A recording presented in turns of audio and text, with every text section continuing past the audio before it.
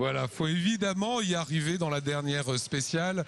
Marie-Pierre aussi, vous êtes l'attachée de presse de Citroën. Coup de chapeau à cette équipe gagnante depuis tant d'années. Il est dans quel état d'esprit notre Sébastien Loeb?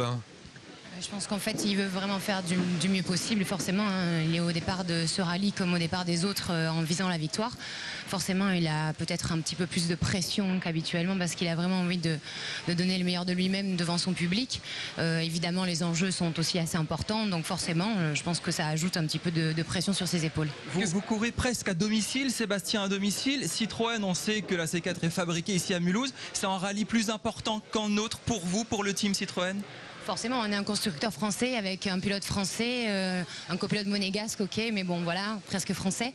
Évidemment, pour Citroën, ce serait très important d'avoir une victoire ici, de remporter 1, 2 titres.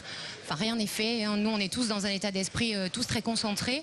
C'est vraiment très important pour nous de rester vraiment déterminés à aller vers la victoire, mais sans penser qu'on l'a déjà conquise. Il y a déjà la ferveur populaire. Hein. Ça, c'est absolument génial. C'est vrai que c'est fantastique. Mathieu, vous accompagnez Sébastien Loeb depuis des années, même quand il était passé par une écurie privée.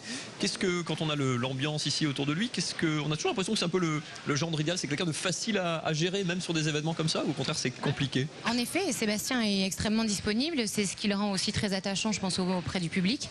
Il est vraiment un garçon normal, simple, en fait, c'est vraiment les mots qu'il qualifie.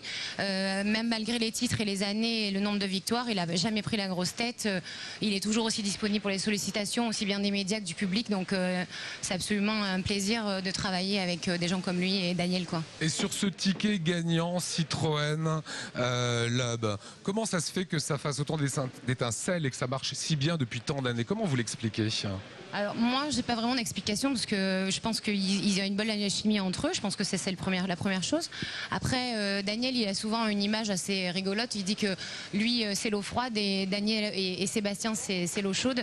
Et non, enfin inverse. Sébastien, c'est plutôt le froid et Daniel le chaud, pardon. Et en fait, ça s'équilibre et ça fait le dos tiède. Donc le mélange devient vraiment sympa, quoi. Voilà, ça va être peut-être un 7e titre.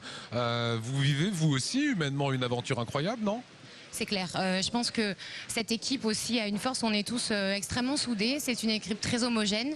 Notre seul but et unique, c'est la victoire. C'est ce qui nous fait avancer tous les jours. On se remet tous les jours en question. Donc on les suit et on a envie de faire du mieux qu'on peut pour eux et pour le titre constructeur de Citroën, en effet. Voilà, nous sommes aujourd'hui... Pour la communicante que vous êtes, il y a beaucoup d'effervescence. Ici, c'est logique parce qu'on est un peu sur les terres de Sébastien Loeb. Pour la communicante que vous êtes, qu'est-ce qui le rend si populaire? Il a aussi été élu sportif préféré des Français. Enfin, il a une image vraiment presque au-delà du public du sport, au-delà de l'Alsace et au-delà du sport automobile même. En fait, je pense qu'on n'a jamais essayé de façonner son image autrement que ce qu'il est. Donc, il est vrai. Si on voit son livre qui vient de sortir, où il parle en fait de toute sa vie, il n'a jamais vraiment voulu se changer ni mentir aux gens. Alors oui, il y a quelques petits mensonges qu'on a découverts, etc. Mais rien de vraiment très grave. Et en fait, Seb, il est vraiment nature. Je crois que c'est ça qui plaît aux gens, quoi.